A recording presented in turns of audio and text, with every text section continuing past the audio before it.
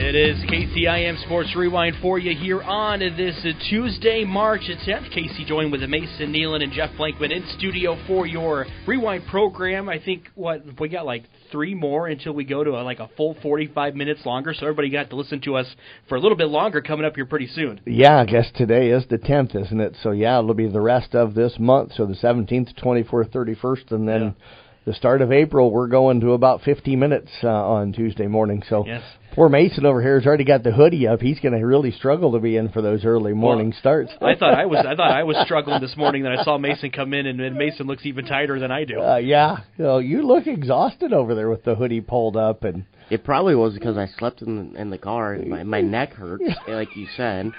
I slept with my neck on the side of the car on the way home from the Carroll game yesterday and woke up when we were in Carroll. Instead of putting his head back and kind of leaning back a little bit, he slept like sideways in the car on the way home yesterday. Oh, man. I said to Connor on the way home, I'm like, I feel for him. I'm like, I almost think I should wake him up. But I'm like, his neck's going to be killing him when he wakes up. What a fun start. I'm looking forward to going to 50 minutes. I am. I'll start setting up some interviews with some of the college kids that, we're going to want to talk to that have had good seasons. And that's part of the reason why we're going and extending the show is that, really in the spring or that dead time in between, the Christmas holiday break is about the only time we can really squeeze in interviews with college kids and like to be able to have more on because it would be nice to catch up with the football kids in the fall and the volleyball kids and the kids kind of during their own seasons rather than having to wait and try and catch up with them maybe months after their season is over and stuff. So I think it'll allow us to catch up with more of our kids on a regular basis that are heading off to the colleges. Well, and I think, too, we got to make sure that you keep your voices intact after this week. You know, you guys are having a busy week and everything with Rewind coming up on the weekend, and then we got, Carroll and Kemper both playing tomorrow. They're down to the KC Center, and we'll talk about that Carroll game. What an exciting game it was. Yeah, I just talked with Coach Beeson again here. I know Mason got the chance to interview him in our post game and stuff yesterday after that got over. But, I sit here and you look back at that game and having a bunch of seniors, and not that they're the only ones that could do this, but, you lead the entire game. You're tied once at 5-5. You're tied at 40, but you fall behind for the first time with under a minute remaining, and there's no panic. What was it, like 45? 46, 45. Yep. And then Randy calls the timeout, and they set up the play for, Jared, and he hits it. I know it was 31, but I can't remember if it was 31.6 or 31.8. Just about 30 seconds left. So, but, he makes it and then gives them the and one to put them up 2 and stuff. But the fact that you fall behind late for the first time all game, and there's no wide-eyed look. There's it's a timeout, let's go settle in, let's get something called, and they run it to perfection. That gives me confidence for what they could maybe do on Wednesday. And I think Trey hit a big 3 at one point in that, too, to get him on the board because they were struggling offensively in that fourth quarter, and Tassel comes down. Hits a big 3 like he's done in so far this season for Carroll. Yeah, and you called one, in that sub-state game that they needed to get him the ball. Yeah, but you look late in the third quarter, and Carroll goes up 40-30, and then the McGuire kid hits that 3 from the top of the key at the end of the third quarter to make it 40-33, and the next thing you know, they open up the fourth quarter with a 7-0 run to tie it at 10-10, so they close out the third and open the fourth on a 10-0 run to tie it at 40, and then Trey hits that big 3, and that was only one of 3 threes made all game by Carroll High. You had Jared made 2 in the first quarter, and then Trey the 1 in the fourth quarter, and so that was a huge shot, and that puts them up 43-40. And like I said, Pella still rallied back to take the lead, but Carroll was able to get the job done, and then Trey steps up. I pointed it out, I think, to maybe Mason, or it might have been Jeff Storyhan in the post game yesterday, that Pella came in shooting almost 70% from the free throw line. Carroll came into that shooting 60%. Pella went 4 of 8 from the free throw line. Carroll went 9 of 11. If you don't think making free throws throughout the game is huge in how outcomes of games play out and hitting free throws in big situations, the 2 from Trey late to make it a 4-point game because Pella banks in a 3 at the buzzer.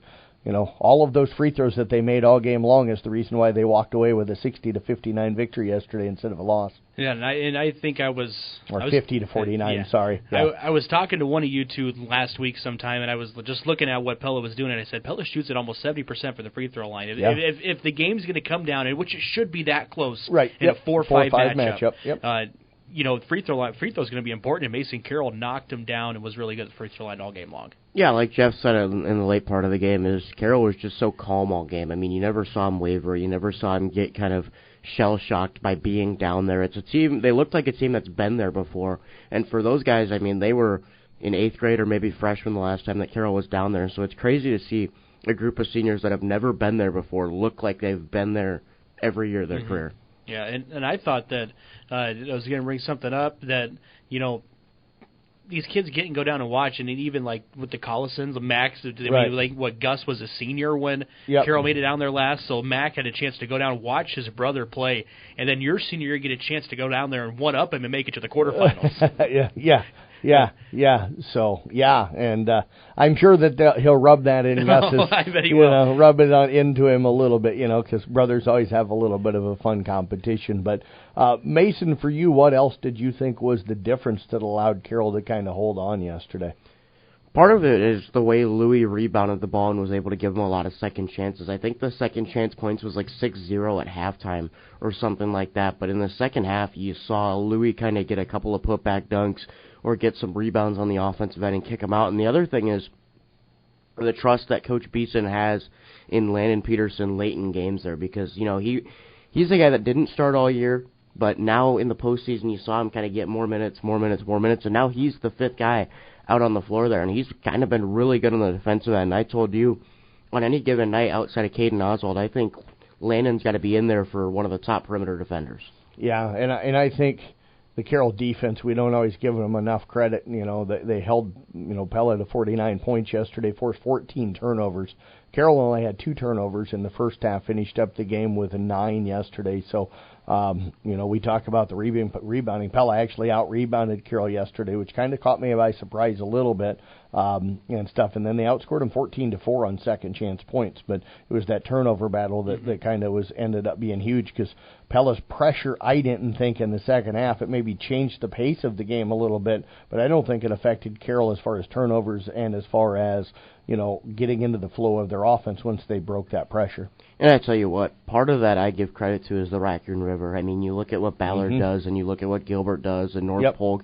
They've seen that time and time again this season. It's almost just, for Randy and the guys, another Tuesday game or another Monday game, because they've seen this so many times this year, so they were prepared when they saw that press come out. Yeah, 3 of the 4 teams in the semifinals are out of the Raccoon River Conference, so that tells you something. I was just going to mention something that I saw somebody when I was watching the live stream yesterday in the comments on YouTube was, how do you get 4 teams from the same conference? In-State's got to do a better job of scheduling and stuff like that. And I'm sitting here thinking, they're just good teams. They're just, the state wants the best teams down there, people, and if you pay attention, the best teams were out of the Raccoon River Conference. That's the reason why 4 of the teams that were there. It has nothing to do with, the state not doing a good job with their seedings.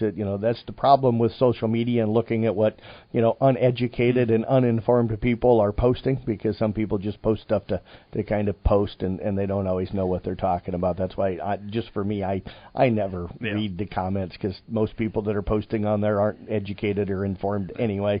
And sorry if I'm making people mad, but it's just the truth. It's just the truth. So, yeah. I'll say this. I thought that if you haven't watched Carroll this year, and we get the chances of watching all of our local teams and seeing tremendous athletes that we have in the area here.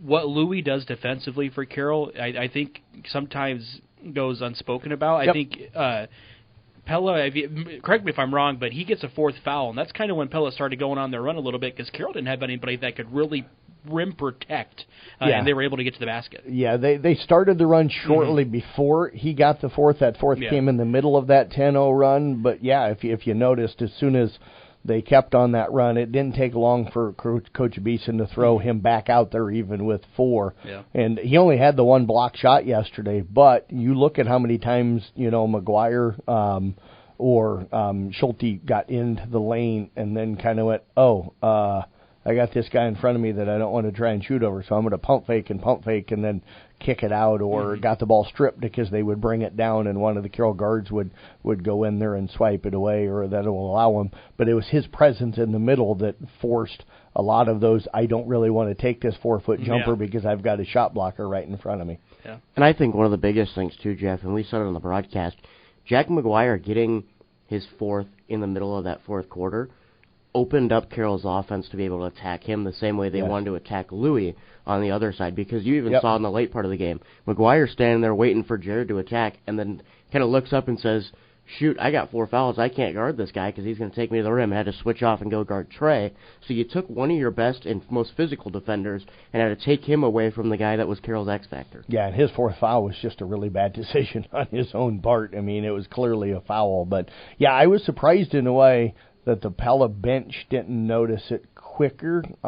They got kind of lucky because, you know, Schulte's standing out there, McGuire, standing out on the floor yelling down to his coaching staff, I've got 4, and they're matching him up with Jared. And Jared was able to take him to the hole and score one other bucket in there before, and then they come back down the next time, and again they're isolating Jared and McGuire, and again he's yelling down to the bench, I got 4, and he's standing there, and then finally the bench is like swap, so that's when they swap. So, you know, I don't know if Pella realized that he had 4 when he had 4, so I think they kind of got lucky that Carroll wasn't able to, even though Carroll made a great decision to go right after it. So. Speaking of McGuire and Schulte, I thought too early in the first quarter when they got Schulte with 2 fouls, who's been a really big key for Pella this year. He had to sit the bench a while, kind of help Carroll go on a run too to start the game. Yeah, he finished with only 9 points, so I think that early foul trouble kind of slowed his ability to get into a rhythm early, and that allowed the Carroll defense to really lock him down for the most part all game long. We've got another game coming up tomorrow. You guys will be back down there. Mason will have the broadcast with Doug Laniger. Kemper taking on Union. 1 versus 8 seed. Kemper right now dealing with some injuries, but sounds like everybody's going to be good to go. And I know that those boys want it more than anything, especially after how last season ended against Union. And I tell you what, I've heard it about 1,000 different times now from everyone. Well, Union's the one that knocked them out last year. Union's the one that knocked them out last year. And I sit here and I'm just like, you know, this isn't the same Kemper team that it was last year. And people can look at the talent and say, well, you don't got Carson Kenny, you don't got Tregan Biter, you don't have Brock Bating anymore. But this Kemper team really plays like a team. I mean, they pass the ball pretty well.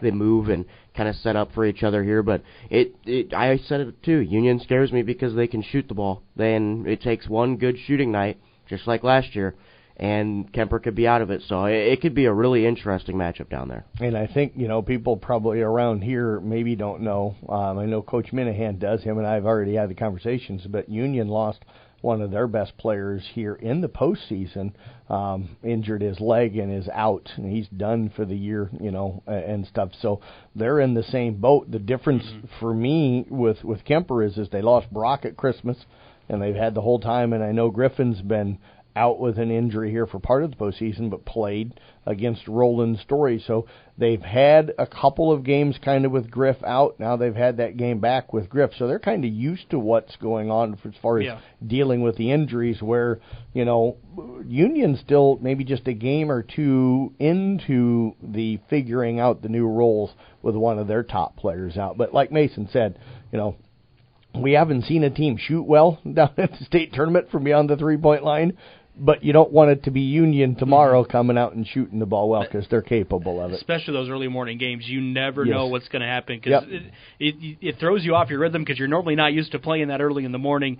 And it's the state tournament. You know, all 8 teams that make it for each class are deserving to be there and are some of the best teams in the state. So you've got to come out, be prepared, ready to throw punches. And I think, I don't know if I was telling one of you two this last week, I said, even if Griffin isn't 100%, I take 50% of Griffin over not having him on the court, because of what he does defensively. Yep, absolutely. Yeah, and the funny thing is, we talk about the Raccoon River getting 4 down there. The North Iowa Cedar League, or whatever it is, has 3 in 2A with Grundy, Union, and AP. So, I mean, Union's seen good competition. They knocked off Grundy at one point in the season as well, who was the 5 seed playing. But, I mean, so they know what competition is, but I think Kemper as well just needs to come out and play, and they can't pump the brakes too early. I thought in the Roland Story game they might have tried to pump the brakes a little bit, say, you know, Griffin's a little injured, let's just kind of get through this game and then we'll see where we go from here when we get down to state. And that's when Roland Story caught them sleeping a little bit, and they wouldn't allow anything on the defensive end. So Kemper, I mean, even if you're up 15, you just got to keep your foot on the gas until the game's over. And it's so weird. I agree with you on the Roland Story game. I think they started to play not to lose rather than to win and just try to hold on in that game. But that's unlike that they've played all year long. You think about it, how many times have they gotten up on somebody by 15 in the first quarter and then won the game by 50 because they've just, they haven't let up. So it was kind of surprising to see that in that game against Roland Story. I don't think you'll see them do that, especially against Union, because, I remember asking Jack Bading, after they beat Roland Story, I'm like, it looks more than likely like you're going to probably end up with Union. And he's like, I wanted them today. He goes, I didn't want to have to wait till the state tournament. I wanted them today. There's a bullseye on Union for Kemper. I would also say this. Union ain't going to sit here and go, yeah, we're afraid of them, because they beat them a year ago. They've got a lot of those same guys back. They also, are embarrassed because they went down to the state tournament last year and got humiliated and really in that opening round. So they're going to be trying to, it's not about Kemper for them. It's about, we got down here last year with pretty much the same team. We got embarrassed. We want to prove to everybody that last year in that quarterfinal round against Western Christian wasn't who we really were. So look for them to try and play much better than they did a year ago as well. Yeah, I think tomorrow's just going to be a full slate of great basketball. Yes. I think the 2A field is loaded. I think, the quarterfinals for Carroll, getting to see Ballard again is going to be huge. That Western Christian Union or Unity Christian game tomorrow afternoon. Watch that one. Yeah. That's two really elite teams. I don't care if Western is the 7th seed. That's going to be a scary good ball game. Yeah, they're looking for a three-peat. I mean, they're the two-time defending champions as a 7 seed. Yeah, and I heard a lot of people when we were just sitting in the media room talking about it, and I asked one of the guys I know. I said, he's from kind of that Sioux City area, and I go, what do you think about Western Christian? He goes, they're my pick to win it. He goes, they could be a 7 seed and it's Western Christian. He goes, I don't care if they're the 8 seed. They're still, he's like, they're still Western Christian. Yeah, they're not what they've been probably the last 2 years, but that doesn't matter. There is some truth to the fact that they're Western Christian. They generally tend to play very well down at the state tournament, but Unity Christian has a really good reputation as well. You want to play your best when the lights are the brightest, and that's what Western Christian does. We'll step away, take a quick break, back, talk about more state boys basketball. Then we got the KCIM Sports Rewind event coming up this week, and we'll talk about that next year on KCIM Sports Rewind. As the athletes at your house prepare for hard work and fun of the season, remember that St. Anthony Rehab Services provides physical therapy for any sports injury that may sideline your member of the team. Sports injuries can plague kids of all ages and keep them from playing the sport they love. Athletes will be under the direct supervision of a certified and licensed healthcare professional in the newly renovated sports performance facility. If an injury is keeping your athlete out of the game, call St. Anthony Rehabilitation Services at 794-5000 for sports injury and treatment rehab.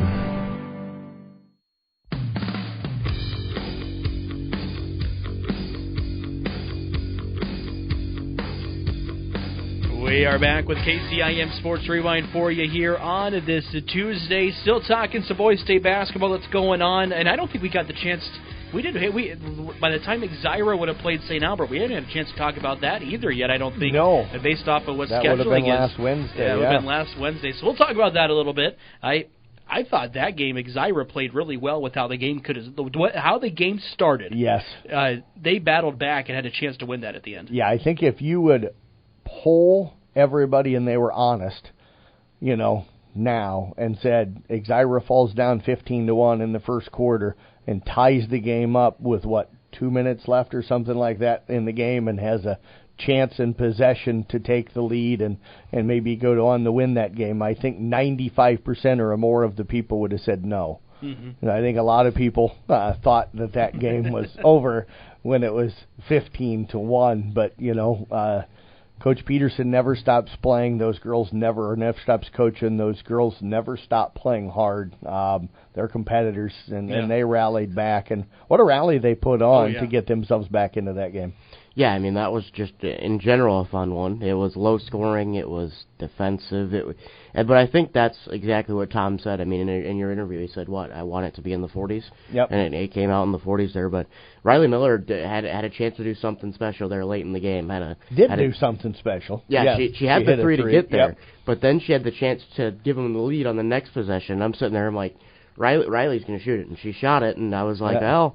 It was real close to going in. It looked really good. It looked, because it was right in front of us. And we went to a break a little bit later, and Mason's like, you were gearing up to get into that, weren't you? And I'm like, I was. It was hoping it would have landed, but what a fantastic season that they had. Yeah. I mean, won 22 straight to get to the state tournament. Yeah. I mean, for you to win 22 straight games, and I felt like that game felt more of like a semifinal game than what it did a quarterfinal matchup. Yep, agreed. There were some teams maybe on the girls' side of things that weren't seeded real well, or maybe had an easy route there. I think New Alfonda clearly was number one. I think St. Albert probably was number two, with Garrigan right in that hunt. I think them three, but I think Exira Dunkerton would have been a heck of a 4 or 5 matchup, and I think that those are probably the fourth and fifth best teams. But New Alfonda, look out for them in the future. We just found out that their freshman class is absolutely loaded and kind of waiting their turn. The one young freshman, the Seavers girl, I can't remember which one is the freshman for the first. They've got another Seavers girl there? There's two of them right now. One's a sophomore, and she's scary good, and then you got the freshman that might end up being even better, and I put her and the Bryn Patterson girl from Maple Valley, Anthony Charter Oak Ute, as two freshmen that I've seen, and we've got some great freshmen in our area, but those two are scary good freshmen. Yeah, I just want to say for Quinn Sievers, the little freshman girl, she might be 5'4", 100 pounds. Still probably gets 7 rebounds a game. She is. She plays hard, and she's probably the best freshman girls basketball player I've seen in my time here in Carroll. Yeah. But, I mean, she handles the ball well, shot the ball well, and New Alfonda was just such a fun team to watch. And no fear. I mean, they're getting pushed late in the game, and she just steps up in a corner three and drills it and acts like, that's what I do, So, there's just absolutely no fear. Yeah, absolutely. You need players like that to win. That. So it's, you said was Ellie is the freshman or Quinn? Quinn's the freshman. Quinn's the freshman, and Ellie's the sophomore. And I think Ellie ended up being the tournament most valuable player, or tournament captain. So you look out for New Alfonda in the future. They're not going anywhere. Over the years, though, they've had so many of those Seavers girls come through and play great basketball for them. Absolutely. I will tell you that probably the best that I'd ever seen up there in my time was Renee Manneman. She went up to be a 4-year starter up at Northwestern. She played with Paige and Emily Danner and Maddie Jones and stuff, and some of the girls from our local area here. I think this young freshman's got a chance to maybe even be better, and that's saying something, because Renee's one of the best I'd ever seen. So. Before we get to KCIM Sports Rewind talk and everything like that, obviously we're on KCIM Sports Rewind. The event coming up this weekend, wrap the girls' basketball season up. I think terrific season. Exira mentioned making it to the state girls basketball tournament. Coon had a chance to get there. They were down late to St. Albert in their regional final. Glidden had a really good year with some really young pieces. I just think girls basketball as a whole this year for our area schools was really good. Yeah, I think that freshman class for Glidden, they gained some valuable experience. Even Olivia Squibb, who's a sophomore, and Allison Snyder, too, as a junior, they're going to be returning a lot. I think they take a huge jump next year. Coach Yelly is really, really good. He's one of the finalists for our Coach of the Year this year for the job that he did, over at Glidden Ralston this year. I like what ICAM Manning has coming in. I like what they have coming back. Keegan Ascheid is going to be really fun to build around. Addie Bando can block shots and can rebound really well. She just needs to kind of get a little stronger for the offensive game and get some putbacks, but I like what they've got. Coon, we'll see. They're graduating a lot, but their JV team was really good. Exira's not going anywhere with Taryn Peterson, Zoe Rasmussen, and Riley Miller and Tom Peterson coaching them. So I think ESAC's got some good young players to kind of build around as well. Yeah, and South Central's got another year of some of those girls up there. Yeah. Carroll High moving to the Blair, Hawkeye 10. Macy and Sadie all coming back. Eileen Korleski, And then Carroll, we're going to see new faces, new teams, and all that. So we're going to see with that one. With Morgan Mashing, Addie Entover going to be the leaders next year for Kemper, and I think Addie took a huge jump this year and could taking another jump. Yeah. And I think a team that we've kind of slowly seen get better and better. Look for Peyton Jourdan to be much more competitive next year as well. I really think Eden Smith has a chance to be really pretty special over there now that she's got a freshman year in, and you get Kalia back and healthy for the entire year with Olivia. You put 3 pretty good ball players. Chloe Happy, I think, has got a chance to, be a good rebounder and help out inside. So, I'm not talking state tournament with PC, but, for a program that struggled here to get some wins the last few years, I could see them making a jump and, fight to be up around that 500 marker or maybe even better next season. With the way the Rolling Valley's been, anything's possible. You see a team in that conference every year that I think does a lot better than what people thought. Yep, absolutely. So. But then I mean just the conference realignment for girls too. You'll have Ikea Manning in there. We're going to be covering 7. I think it's only 7 of the 9 since Xyra and Audubon share, but we're going to be covering all but 2 or 3 possibly. Yeah, Cam Woodbine and I can't ever remember if there's a third who it is, but Cam Woodbine I know are the only 2. Mason keeps saying, are we going to pick them up or are we going to pick them up?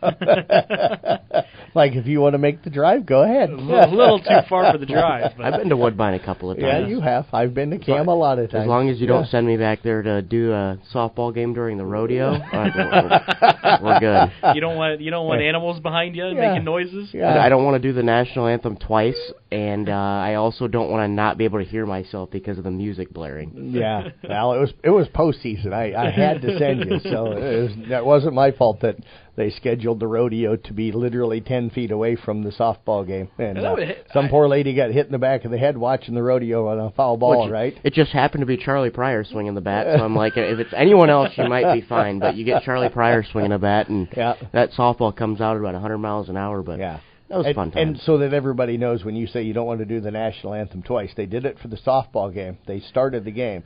You had no idea they were going to do a national anthem for the rodeo, and you're in the middle of broadcasting, and all of a sudden everybody just stops and turns towards the rodeo because the national anthem had started over there as well. I'm looking down, writing my stuff for the game, and I'm just like, all right, and then everything goes silent, and I'm sitting there, I'm like, it's a softball game. Why is it so quiet? And I turn around, and everyone's got their hand on their heart, and I'm sitting there, I'm like, all right, guys, we got the national anthem going on again, and I just pause and go to a break. What people don't realize is our headsets generally are pretty noise canceling, so you don't usually hear a lot of the crowd or a lot of the noise.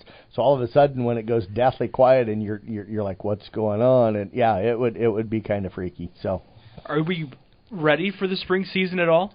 No, I haven't even typed up schedule yet. I'll have to work on that this weekend and stuff. We've got almost all of our media days at least scheduled. So we're out taking pictures and stuff to get ready for that. But we'll be ready by the time it starts. Luckily, I think we've got a little over a week before we get our first outdoor track meet. It's hard to believe that the spring season is going to be here before we know it, especially with teams still playing, down in Des Moines with Carroll and Kemper both playing tomorrow. Speaking of basketball and everything like that, we got the KCIM Sports Rewind All-Star event coming up on this weekend for us. I think it's on Saturday for us, and it'll be the 14th.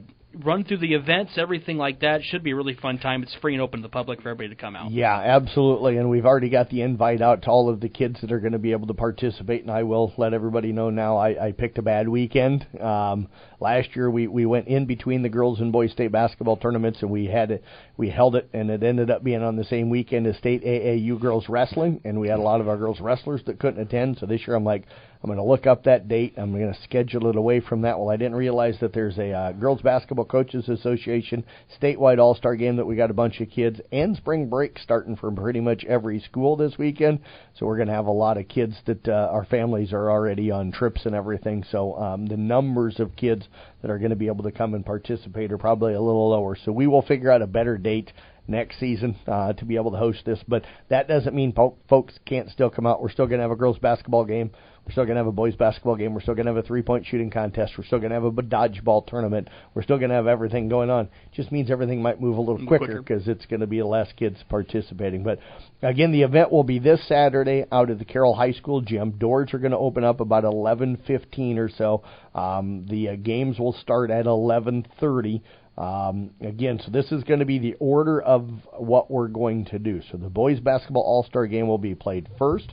We'll have the dodgeball tournament, which will feature our wrestlers, swimmers, and bowlers that are invited to participate. Then we'll have our girls basketball all-star game. We're kind of tweaking that. Usually we start with the girls, but we're just kind of rearranging things. We'll have our three-point shooting contest following the girls basketball all-star game. So everybody invited, whether it be bowlers, swimmers, wrestlers, or basketball players can participate. We'll have girls shooting on one end, boys on the other. The winners of those will end up then having a shoot-off to get a final champion. And then we'll wrap things up with the award ceremony where we'll announce our bowlers of the year, our swimmers of the year, our basketball first team, second team, third team honorable mention, our first and second team wrestlers for both the girls and boys, and I do have an order for that and stuff like that. So the dodgeball tournament's going to be a best of three. Again, the three-point shooting contest, there'll be 3 racks, one in the corner, one on the wing, and one at the top. They'll have 45 seconds to get shot-ups, and we'll talk about that more. But here's the award ceremony order. We'll start with our bowlers of the year for both girls and boys. Then we'll do girls basketball. Then we'll do boys wrestling. Then we'll do our swimmer of the year. And then we'll do girls wrestling, followed by boys basketball as the last thing. So those are the kids and coaches, of course, that we're going to be honoring. We have our finalists for coaches of the year for both wrestling and basketball coming out. And just because I know there's going to be some people, we only have 2 schools that have bowling, and we only have 1 school that does swimming. So it's hard to do. Your swim coach of the year would be the same coach every single year. Mm-hmm. And Deb certainly deserves to be honored for the fantastic season that they had this year. But it's kind of hard to name a swim coach of the year when you only have 1 program. And kind of the same thing for bowling with only 2 programs.